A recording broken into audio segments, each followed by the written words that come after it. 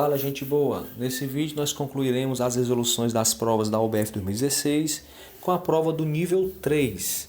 Agradeço pela visita ao meu canal Tudo é Física. Peço que se inscreva para você ser notificado de novidades que vão vir por aí. Muito obrigado mais uma vez e bons estudos. Questão 1. A citação a seguir foi retirada de um livro de biofísica. O coração é um órgão oco e musculoso especializado em bombear sangue para os pulmões, órgãos e tecidos. Fisicamente, podemos pensar no coração como uma bomba de sucção-ejeção, que trabalha normalmente com uma pressão máxima sistólica da ordem de 120 milímetros/mercúrio e uma pressão mínima diastólica com valor de 80 milímetros/mercúrio. Vamos supor que durante um intenso esforço físico, com a frequência de 120 batimentos por minuto, o coração consegue bombear a cada contração do seu ventrículo esquerdo cerca de 80 centímetros cúbicos de sangue. Isso significa que durante 5 minutos de exercícios, esse ventrículo terá bombeado. Então nós temos 120 batimentos por minuto. E nós queremos saber qual é a quantidade de litros de sangue bombeado em 5 minutos. Ora, 120 batimentos por minuto. Em 5 minutos nós vamos ter 120 vezes 5. Vamos ter 60 batimentos. Cada batimento, a questão diz que cada batimento ele bombeia para o ventrículo 80 centímetros cúbicos de sangue. Então nós vamos ter 600 vezes 80. 6 vezes 8, 48. Coloca 3 zeros. 48 mil centímetros cúbicos. Então isso aqui em litros equivale a quanto? Nós temos aqui a unidade de medida padrão para volume, que é o metro cúbico. Decímetro cúbico, centímetro cúbico e milímetro cúbico são os submúltiplos.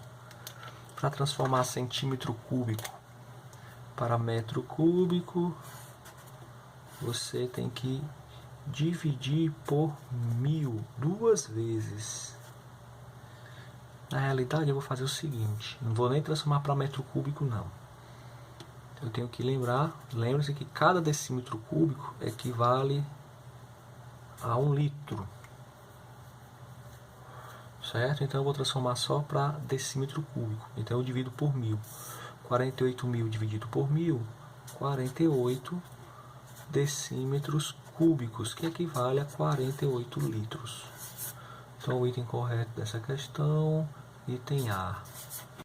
As questões de número 2 até o número 10 estão também na prova de número 2, estão resolvidas lá. Então, para você ver a resolução dessas questões, vá lá no vídeo, nesse link, e assista o vídeo da OBF primeira fase nível 2. Questão 11. O ultrassom ou ecografia é um exame não invasivo que usa alguns dos fenômenos ondulatórios, a exemplo da reflexão e transmissão, com baixa intensidade, na diagnose de órgãos do corpo humano. Uma boa diagnose decorre da relação entre um baixo comprimento de onda e uma boa resolução visual. Notadamente, a maioria desses aparelhos tem um comprimento de onda lambda que obedece à desigualdade, lambda sobre 10 menor ou igual a 10 a menos 1, onde D representa o diâmetro do corpo a ser analisado. Se a velocidade do som em meio gorduroso vale aproximadamente 1450 metros por segundo, a frequência mínima da onda que deve ser utilizada no aparelho para diagnosticar um corpúsculo com diâmetro de 2 milímetros é de... Temos aqui uma questão sobre ondas. A onda desse ultrassom, a razão desse comprimento de onda pelo diâmetro do corpúsculo tem que ser menor ou igual a 0,1. O diâmetro do corpúsculo é 2 milímetros. Multiplicando aqui tudo por 2, vamos ter, corta 2 com 2, temos lambda menor ou igual a 2 vezes 0,1. 0,2. Então, o comprimento de onda tem que ser menor ou igual a 2 milímetros. Mas a questão quer saber o seguinte: qual é a frequência mínima dessa onda? Bem, se o comprimento de onda máximo é 0,2 milímetros, a frequência mínima ela será, a frequência mínima da onda vai ser nesse momento aqui, quando o comprimento de onda for máximo. Lembremos que velocidade igual a lambda vezes F, comprimento de onda vezes frequência. Comprimento de onda e frequência, grandezas inversamente proporcionais. Quando o comprimento de onda for máximo, a frequência será mínima. Então, substituindo a velocidade da onda ao do ultrassom, a questão diz que é 1450 metros por segundo. O comprimento de onda é 0,2 milímetros. Para metro, basta dividir por 1000. Dividir por 1000, nós vamos ter aqui 0,2 vezes 10 a menos 3. Vou colocar em notação base 10. Frequência. Frequência vai ser igual a 1450 dividido por 0,2 vezes 10 a menos 3.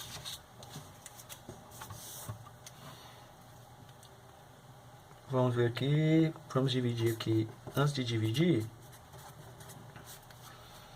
passo uma vírgula, uma casa para a direita, fica 2 vezes 10 a menos 4. Cada casa para a direita, nós diminuímos uma unidade aqui no expoente. Então, menos 3 menos 1 dá menos 4. Então, 1450 dividido por 2 dá 725 vezes 10 a menos 4 sobe 10 elevado a 4. Então, nós temos aqui o seguinte. Coloca a vírgula, duas casas para a esquerda. 7,25 vezes 10, duas casas para a esquerda. Acrescenta 2 aqui no expoente, 10 elevado a 6. Que é a mesma coisa que 7,25 mega, porque o 10 elevado a 6 é 1 milhão. Então, é megahertz. Item correto. Item C. As resoluções das questões 12 e 13 também estão na prova de nível 2. É só clicar aqui nesse link que você terá acesso a essas resoluções. Questão 14. Após uma aula sobre os 3 processos de eletrizações, atrito, contato e indução, um dos alunos presentes nessa sala questionou seu professor, perguntando o que aconteceria se durante uma forte tempestade um raio atingisse o ônibus que os leva para casa. Corretamente, o professor afirmou que os passageiros dentro do ônibus... Essa questão é uma questão que envolve eletricidade, mais precisamente blindagem eletrostática, que é um fenômeno muito interessante que ocorre quando um condutor, no caso aqui um automóvel que é feito de material condutor, quando ele é eletrizado, as cargas em excesso, como elas se afastam umas das outras, elas tendem a ir para a face externa do condutor. Se distribuem externamente, fazendo com que internamente o campo elétrico seja nulo. Se o campo elétrico interno é nulo, a força elétrica também é nula. E se a força elétrica é nula, não há corrente elétrica, porque é a força elétrica que, digamos assim, empurra os elétrons, que faz com que os elétrons se movimentem. Então a corrente também é zero. Então quem está dentro do automóvel, do avião, do ônibus, eles estão protegidos devido à blindagem eletrostática. Por favor, não cometa, que é um erro muito comum, não cometa o seguinte erro: dizer que quem está dentro do carro está protegido por conta dos pneus. Isso não é verdade. Apesar dos pneus serem materiais isolantes, mas eles são isolantes até um certo limite. Eles têm a sua rigidez dielétrica. Ou seja, a partir de uma certa corrente elétrica, esse material isolante ele pode se tornar condutor. Então, não sei se vocês já devem ter visto, por exemplo, pessoas que levam descargas elétricas de raios, por exemplo. Se elas estão calçadas, fica um buraco no solado do tênis, da sandália, porque a corrente elétrica foi tão alta que aquele material isolante ele passou a conduzir, a rigidez dielétrica foi quebrada. No caso de um raio, você tem aqui a Terra e as nuvens. Se você tem aqui um ADDP muito alto entre nuvem e terra, o ar que é isolante, ele passa a ser condutor. Há uma quebra da rigidez dielétrica aqui, que é aquele estrondo que é o trovão, nada mais é que o barulho da rigidez dielétrica do ar sendo quebrada. Ok? Então, se você costumava dizer isso, que é por conta do pneu, não faça mais isso. Ok? É devido à blindagem eletrostática. Então, analisando o item A, os passageiros nada sofreriam, beleza, pois os pneus de borracha do ônibus asseguram seu isolamento elétrico. Nada de pneu, hein? Letra A é falsa. Letra B, eles seriam eletrocutados, pois a carroceria metálica do ônibus é uma boa condutora de eletricidade. Realmente a carroceria é uma boa condutora, porém, eles não vão ser eletrocutados devido à blindagem. Item C, alguns passageiros seriam parcialmente atingidos devido à descarga ser igualitariamente distribuída entre a superfície externa e interna do ônibus. Não. Item errado. Item D. Nada sofreriam, pois a carroceria metálica do ônibus atua como uma blindagem eletrostática, tornando o campo elétrico interno nulo. Esse é o item correto, é o item que define bem o fenômeno da blindagem eletrostática. Item correto, item D. Vamos ver aqui o erro então do item E.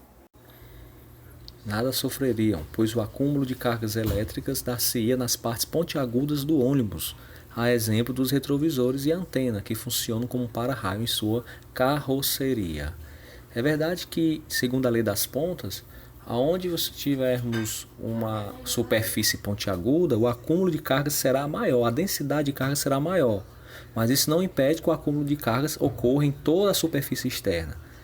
E outra coisa, os retrovisores e antenas, eles funcionariam como para-raios se eles estivessem num ponto alto. Coisa que não ocorre. Eles estão ali junto com o ônibus, então não tem como ser para-raio, a não ser que fosse em cima, uma ponta seja em cima de um edifício, por exemplo. Então o item E também está errado, item correto, como eu já disse antes, item D.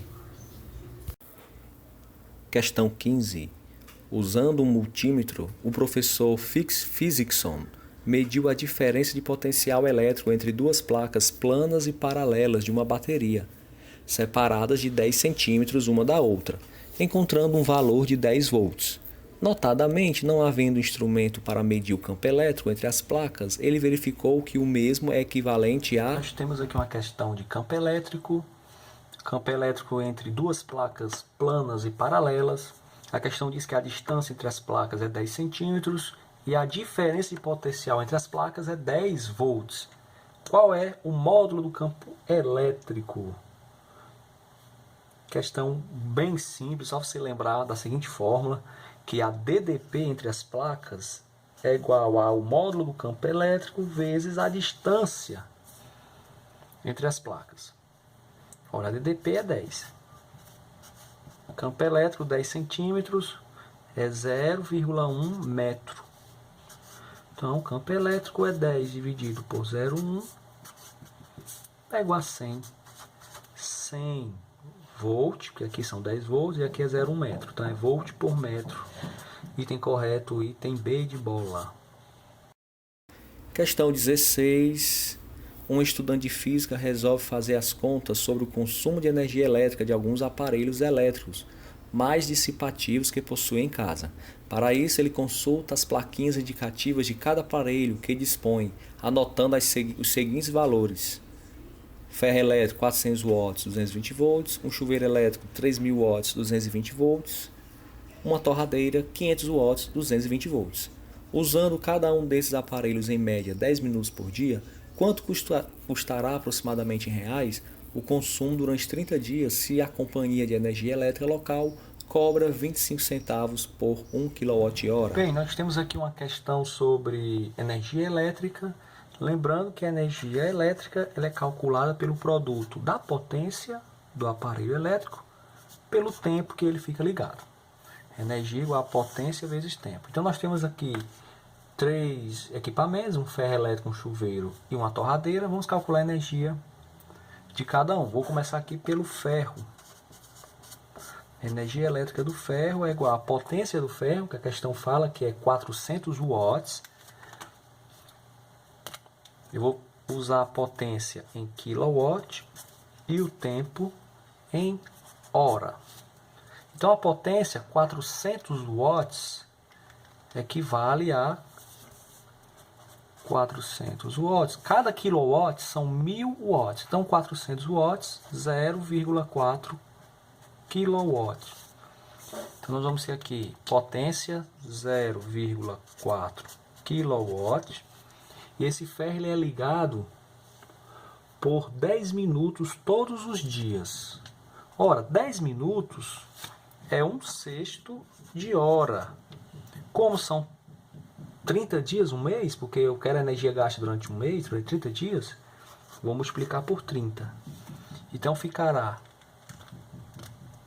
eu posso dividir 30 por 6, dá 5. 5 vezes 0,4 dá 2. 2 kWh é a energia gasta no ferro, pelo ferro de passar. Chuveiro. Chuveiro, energia elétrica do chuveiro. 3.000 watts, são 3 kW. E o tempo também 10 minutos, 1/6 de hora. Não pode colocar 10 minutos, hein? 1/6 de hora vezes 30 dias. 30 dividido por 6 é 5. 5 vezes 3, 15 kWh energia gasta pelo chuveiro. Vou agora para a torradeira.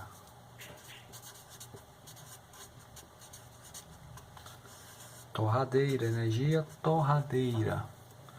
Potência da torradeira 500 watts, então é meio kilowatt. 1/6 de hora, que são 10 minutos, vezes 30 dias. São 5 horas por mês. 30 por 6 dá 5, vezes 0,5 dá 2,5 kWh. Então, somando-se, a energia total vai ser 2 mais 15, 17, mais 2,5, 19,5 kWh por mês.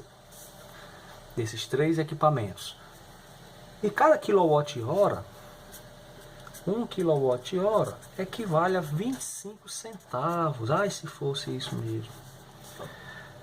Qual é então o valor total gasto por esses 3 equipamentos? Então nós vamos só multiplicar 19,5 por 0,25. 5 vezes 5, 25, vai 2, 45 com 2, 47, vai 4, 5 vezes 1, 5, 4, 9. 2 vezes 5, 10, vai 1, 2 vezes 9, 18, com 1, 19. Vai 1, 2, 3, 18 com 1. Eu tenho uma casa decimal aqui e 2 aqui. Então são 3 casas, decimais, o que me dá um valor aproximado de R$ 4,87. O item correto, então, é o item D. Questão 17. Considere a configuração de resistores da figura abaixo, montados num circuito simples. Determine a corrente elétrica contínua que passa sobre o resistor 3 ohms, considerando todos os seus componentes como ideais. Nós temos aqui um circuito elétrico, não é um circuito elétrico simples, porque ele tem aqui 2 malhas. Então eu vou ter que utilizar as leis de Kirchhoff para resolver esse circuito. São 2 leis. Eu vou usar a lei dos nós. Que lei é essa?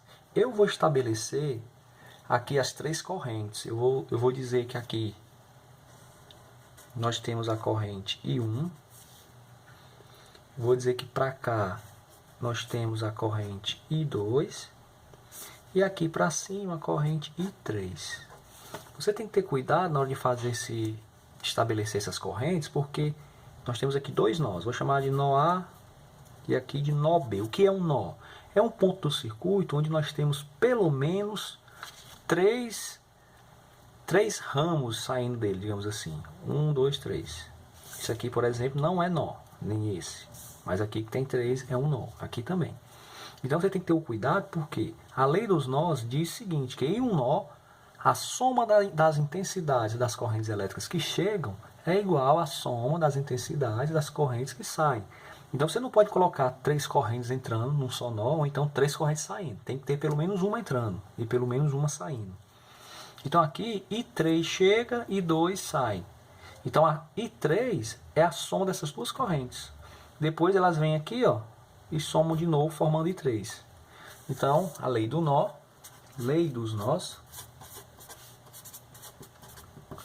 diz que I3 é igual a I1 mais I2. Eu preciso de outra equação. E aqui eu vou usar agora a lei das malhas. Mas antes eu tenho que fazer o seguinte, eu tenho que polarizar, digamos assim, os resistores. Como assim polarizar? É estabelecer um polo positivo e um negativo. Eu já sei que aqui nessas DDPs aqui, geradores, o maior representa o polo positivo, o menor o negativo. Aqui eu não mexo. Mas no resistor vai depender do sentido da corrente que eu escolhi. Por exemplo, eu vou usar... Existem várias maneiras de fazer isso. Eu vou usar a que eu mais gosto, que é o seguinte. Onde a corrente elétrica entra no resistor, eu chamo de positivo. E onde ela sai, eu chamo de negativo. I3 vem aqui, ó, no resistor 3, onde ela entra é mais, onde ela sai é menos. O I2 vem aqui no 4, onde entra é mais, onde sai é menos. I2 vem aqui, mais, menos. Pronto. E agora eu vou usar a lei das malhas. A lei das malhas é a seguinte, eu tenho aqui duas malhas. Eu vou dizer que aqui é a malha alfa e aqui é a malha beta. Eu posso escolher o sentido que eu quiser aqui, horário ou anti-horário. Como assim? A lei das malhas diz o seguinte, que se você começa aqui de um nó e começa a somar as DDPs de cada componente do circuito, até chegar no ponto A de novo, por exemplo, você terá uma DDP igual a zero. Óbvio, se você sai do ponto A e chega no ponto A de novo, a diferença potencial é zero. Ou seja, a soma das DDPs, dos componentes, tem que ser zero. Tanto na malha alfa como na malha beta. Se tiver um barulhozinho aí no fundo, ao fundo tá tendo uma reforma aqui no meu vizinho, estão trocando o piso. Eu não vou parar não, vamos continuar. Então vamos lá, lei das malhas. Lei das malhas, vou começar com a malha alfa. Malha alfa. Vou começar aqui do ponto A. A DDP no resistor é a resistência vezes a corrente elétrica. Eu vou pegar sempre o primeiro sinal aqui como referência. Então nós vamos ter mais resistência vezes corrente. 2 vezes I1. Vem correndo aqui a malha alfa, primeiro sinal, hein, como referência, mais 10. Como aqui já é uma DDP, eu não vou multiplicar pela corrente. Já está a DDP aqui 10 volts, mais 10 volts. Continua correndo a malha. Opa, agora a corrente é I3. Então, menos 13. Deixa só o 13. Mas aqui é uma resistência. Então, é mais 3 vezes 3. Quando for resistência, multiplica pela corrente que está passando ali. Cheguei no ponto A. Então, isso aqui tem que ser zero. Cheguei no mesmo ponto. Pegando aqui a malha beta. Começando do ponto A também. Só que eu vou usar agora no sentido horário. Esse sentido você escolhe, é aleatório, não tem problema. O resultado vai dar o mesmo. Cuidado só com a matemática, com os sinais, o resto dá tudo certo. Então vamos lá. Menos 14. Mais 4 e 2, mais 3,5, estou pegando sempre o primeiro sinal de entrada, mais 1 vezes 2, corre a malha, menos 13, mais 3 e 3. Pronto, chegou no ponto A, nós temos aqui igual a 0. Então, nós temos 3 incógnitas, I1, I2 e 3, e temos 3 equações, dá para resolver. Eu vou trabalhar primeiramente com essas equações aqui dessas malhas. Eu vou ajeitar aqui. Dá para simplificar. Nós temos aqui 2 e 1 mais 3 e 3. 10 menos 13 dá menos 3. Passa para o segundo membro, mais 3. Ajeitando aqui também a malha B, 4 e 2 mais e 2. 5 e 2. Mais 3 e 3. Menos 14 menos 13 dá menos 27, mais 3,5 dá menos 23,5. Passa para o segundo membro, vai positivo, 23,5. Pronto, o problema é que eu tenho aqui I1 e 3, I2 e 3. Então eu vou usar agora a lei dos nós. Eu sei que I3 é I1 mais I2. Então eu vou substituir o I3 por I1 mais I2. Vai ficar então assim. Com bastante calma, porque se errar um sinal, aí lá vai eu ter que filmar de novo. Mais 3 vezes o I3, que é I1 mais I2, igual a 3.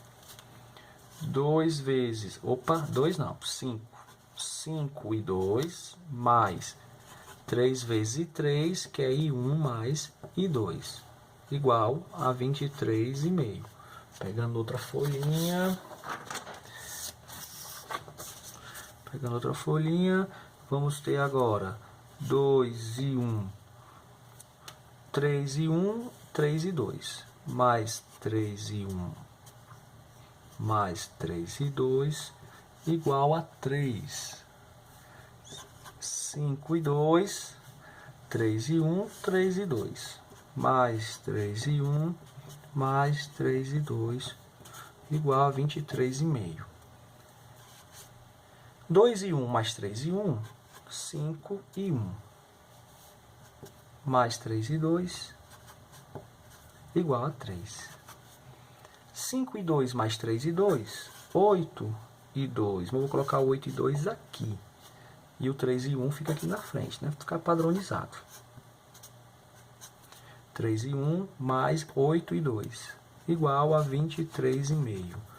Beleza, agora aí o I1, I2 e 2, sisteminha, equação de equações do primeiro grau, bem simples. Não dá para cortar nada aqui, fazer uma método da adição. Então, primeiramente, vou fazer o seguinte. Aqui tem 5, aqui tem 3. Eu vou multiplicar aqui em cima por menos 3 e aqui por 5. Para que isso? Para que eu tenha 5 vezes menos 3 menos 15, 3 vezes 5 mais 15, para eu poder cancelar o I1. Poderia ser 8 em cima e 3 embaixo, mudando o sinal de um dos dois. Aí você fica a seu critério. Isso aí é matemática fundamental. Não vou perder tempo com isso explicando, porque você já sabe, com certeza. Então, menos 3 vezes 5, menos 15 e 1. Menos 3 vezes 3, menos 9 e 2. Menos 3 vezes 3, menos 9. O professor multiplica também aqui, multiplica toda a equação. 5 vezes 3 dá 15 e 1. 5 vezes 8 dá 42. 5 vezes 23. Eita, sei não. 23,5 vezes 5. 15 vai 1, 15, 25 vai 2. 5 vezes 3, 15 com 2, 17. Vai 1. Tá dando 117,5. 117,5. Então, posso cancelar esse. Menos 9 mais 40, nós vamos ter 31,2. 117,5 menos 9. 17,5 menos 9. Nós vamos ter 108,5. 108,5. É isso aí. Errar mal não, mas eu vou usar calculadora. Vou perder tempo, faz não. O ruim é você na hora da prova, né? Tem um tempo, além da física, tem que ter o cálculo matemático aí que perde um tempinho. E 2 dá igual a 3,5 amperes. Mas a questão está querendo o seguinte, a questão quer é que você encontre a corrente elétrica que passa no resistor 3. Essa corrente elétrica aqui, ó, que eu chamei de I3. Eu encontrei o I2. Questãozinha trabalhosa, tá danada. Então eu vou calcular agora o I1. Cálculo de I1. Ora, eu vou usar uma dessas equações. Eu vou usar essa aqui, ó. 5I1 mais 3I2, ou seja, 3 vezes o I2 é 3,5. Dá igual a 3. 5I1 mais 3 vezes 3,5, 10,5, igual a 3. 5I1 dá igual a 3 menos 10,5, dá igual a menos 7,5. E 1 dá igual a 7,5 dividido por 5. Dá igual a 1,5. Menos 1,5. Professor, o que significa essa corrente elétrica negativa? Bem, como eu não tinha como adivinhar os sentidos corretos dessas correntes elétricas, esse sinal negativo representa apenas uma coisa. O sentido da corrente I1 não é para cá, como eu estabeleci, é para a direita. Só isso, mas a intensidade da corrente é 1,5. O menos é só a questão de sentido de corrente. Uma vez calculando I1, o I3, que é o que me interessa, I3, lá na lei dos nós, nós estabelecemos, volta lá o vídeo, a lei dos nós, estabelecemos que o I3 é I1 mais I2. Então pronto, I3 vai ser I1, que é 3,5. Opa, I1 é menos 1,5. I3 é igual menos 1,5, pode colocar negativo mesmo. E o I2 é 3,5. Então o I3, finalmente, 2 amperes. O item correto é o item. Aqui a questão ela está errada, formulada errada, os itens tem D, mas na realidade é o último item, o item E. Finalmente nasceu, ou parto difícil, mas deu certo. Item E é o resultado correto. Questão 18. Dentre os vários aparelhos eletromagnéticos usados em benefício da medicina, o mais comum é o de raio-x, e o mais sofisticado é o aparelho de ressonância magnética. A técnica usada nesse último para se obter imagens do núcleo de tecidos do corpo humano consiste em submeter o paciente a um intenso campo magnético com ondas de frequência igual a 1 MHz. Sabendo-se que toda a radiação eletromagnética gerada naquele momento propaga-se à velocidade da luz, podemos determinar que o comprimento de onda gerado nesse aparelho vale... Questão de ondas, nós temos aqui uma onda eletromagnética no aparelho de raio-x, onde a frequência é 1 MHz. Lembrando que esse mega é 1 milhão, então fica 1 vezes 10 elevado a 6, 10 elevado a 6 Hz. A velocidade dessa onda eletromagnética é a velocidade da luz, nós chamamos de C. No vácuo, consideramos também no ar como 3 vezes 10 elevado a 8 metros por segundo. Então, qual é o comprimento de onda dessa onda eletromagnética? Questão bem simples, é só usar a famosa fórmula da vaca lambe ferida. A velocidade da onda é igual ao seu comprimento de onda vezes a sua frequência. A velocidade da onda é a luz, 3 vezes 10 elevado a 8, comprimento vezes a frequência, que é 10 elevado a 6. Então, o comprimento é 3, 10 elevado a 8, dividido por 10 elevado a 6. Nós temos que 3 vezes 10 elevado a 8 por 10 a sexta, repete o 10. 8 menos 6, 2. 3 vezes 10 ao quadrado, 3 vezes 100. Comprimento de onda, 300 metros. Item correto, item C. Questão 19. O ano de 2015 foi considerado, no âmbito da física, o Ano Internacional da Luz. proposta sugerida pela Unesco em virtude dos vários aniversários relativos à interpretação e compreensão das radiações. Há 110 anos, o físico Albert Einstein propôs em seu artigo que a luz se comportava como se sua energia estivesse concentrada em pacotes discretos, chamadas de quanta de energia, posteriormente denominados de fótons.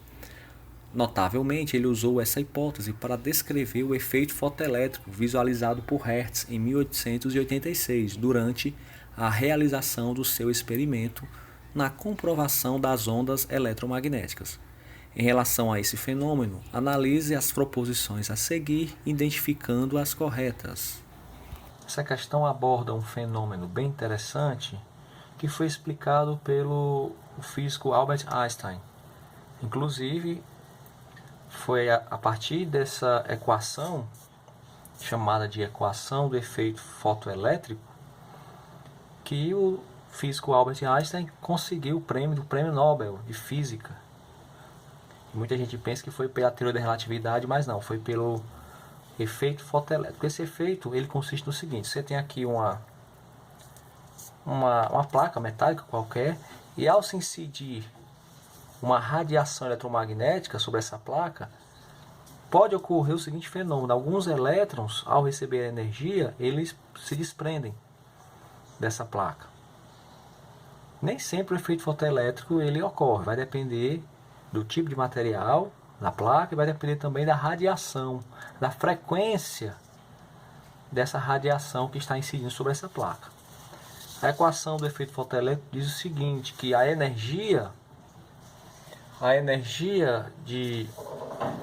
da radiação depende da frequência da radiação, da constante, que é chamada de constante de Planck, e toda essa energia que é incidida nessa placa, parte vai ser usada para, digamos assim, desprender o elétron da placa. Nós chamamos esse φ, essa letrinha φ, representa função trabalho, que é a energia mínima para que o elétron possa se desprender da placa. E o restante dessa energia incidente, ela é transformada em energia cinética do elétron. Então, só um exemplo, se nós temos um material com a função trabalho de 2 eletronvolts, ou seja, para o elétron se desprender da placa são necessários 2 eletronvolts de energia.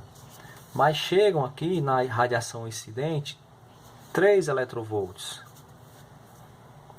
Então chegam 3 eletronvolts, 2 eletronvolts são usados para desprender o elétron, e o outro eletronvolt vai para onde?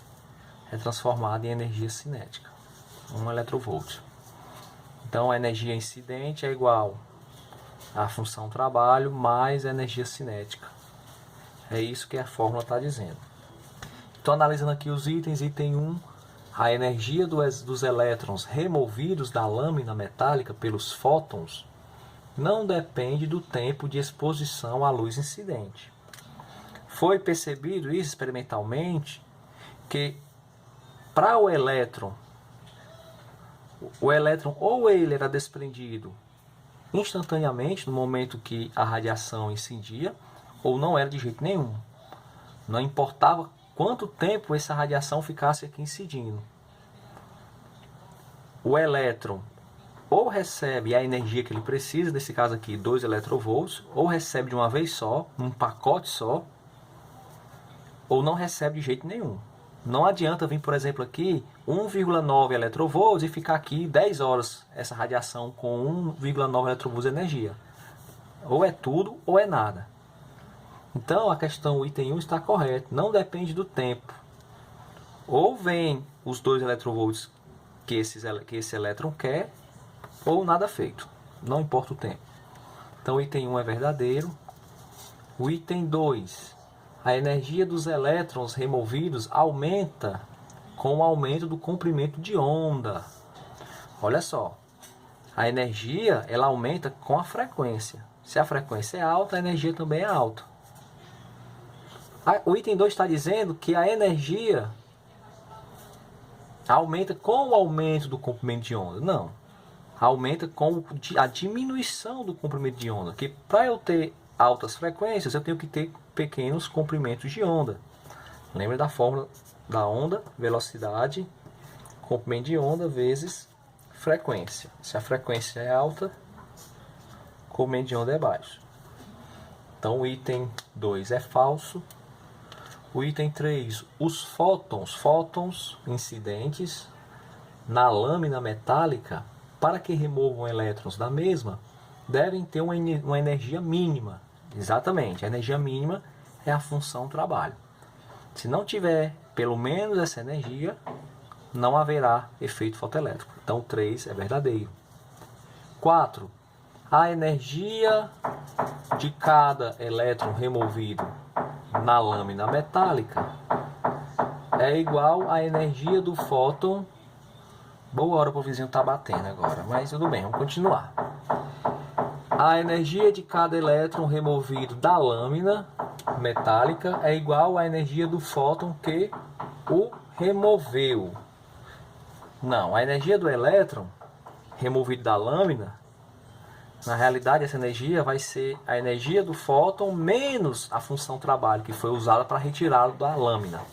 Então 4 é falso. 5. O quantum de energia de um fóton da luz incidente sobre a lâmina metálica é diretamente proporcional à sua intensidade. Não, a energia do fóton é diretamente proporcional à sua frequência. Então, itens corretos, item 1 e 3. Letra C. Questão 20. No laboratório de física de uma universidade local, o professor solicitou dos seus alunos que medissem o rendimento de um forno de micro-ondas, usando apenas um amperímetro. Para isso, um dos alunos fez a seguinte experiência.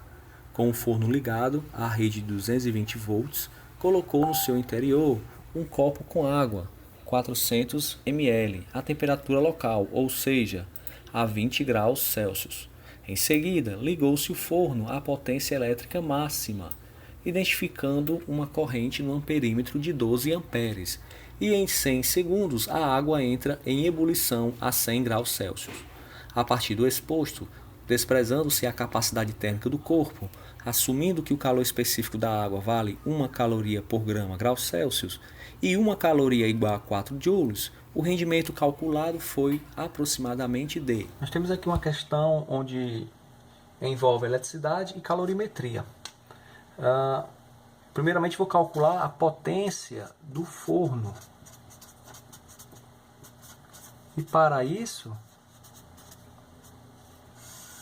eu precisarei da DDP, que a questão me dá, 220 volts, e da corrente elétrica no forno, que é 12 amperes. Então vamos calcular a potência. Formulazinha bem simples, potência é igual a DDP vezes a corrente elétrica.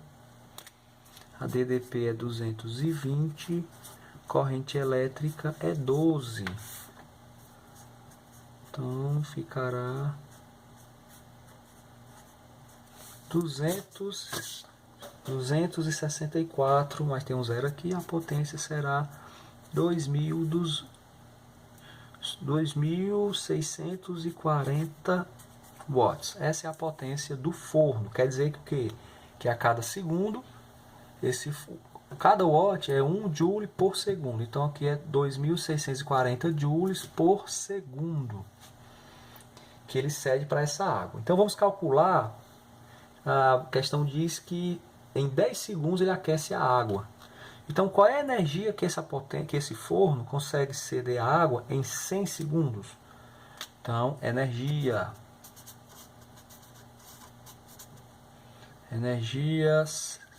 cedida pelo forno. Aí nós temos a seguinte fórmula: energia é igual a potência sobre o tempo. Ora, a potência eu já sei que é 2.640. Na realidade é o contrário, é potência igual a energia sobre o tempo. Desculpa aí. Tá? Então a potência é 2.640. A energia é o que eu vou descobrir. E o tempo, 100 segundos. Então a energia é igual a 2.640 vezes 100. acrescenta aqui 2 zeros, 264.000 joules. Bem, essa energia é cedida para a água. Vamos calcular agora a energia que a água necessita para aquecer de 20 graus Celsius a 100. Então, energia efetivamente recebida pela água. Porque nem toda a energia que o forno cede vai ser recebida pela água. Parte dessa energia, desse calor, é perdido, é trocado com o ambiente. Tá? Vai depender do rendimento do forno aí. Essa a pergunta. Qual o rendimento do forno? Então eu vou usar a fórmula do calor sensível. Calor, energia, é igual a massa da água vezes o calor específico, vezes a variação da sua temperatura. A massa da água, 400 ml. Cada ml é 1 grama de água, então 400 gramas. O calor específico da água é 1. E a variação de temperatura, de 20 graus a 100, a variação é 80. Então 400 vezes 80, 4 vezes 8, 32, com 3 zeros, 32.000 calorias. Mas aqui tem um problema. A energia do forno eu calculei em joules e a energia recebida pela água eu calculei em calorias, porque o calor específico está em calorias. Mas a questão de uma informação muito importante: cada caloria equivale a 4 joules. Então, multiplica por 4, 32.000 vezes 4, nós vamos ter 32 vezes 4, 8, vamos ter 128.000 joules. Então veja bem, de 264.000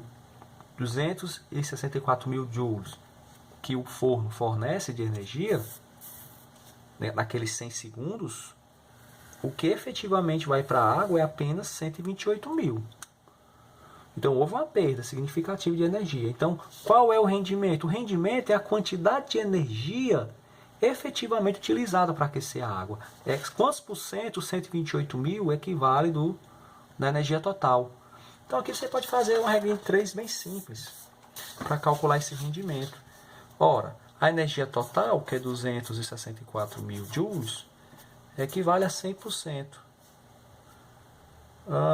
Os 128.000 que efetivamente foi utilizado equivale a quantos por cento? Eu vou chamar a letrinha grega eta, que é o símbolo para rendimento.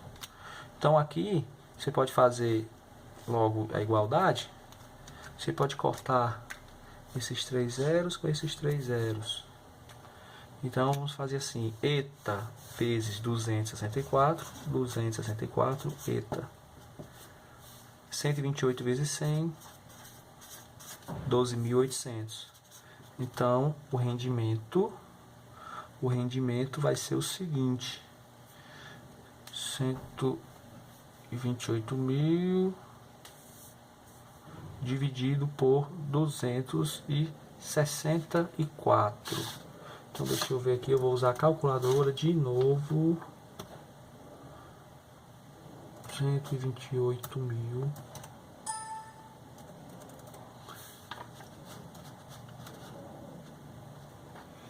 dividido por 264, nós temos 128.000 não, 12.800. Estou hoje meio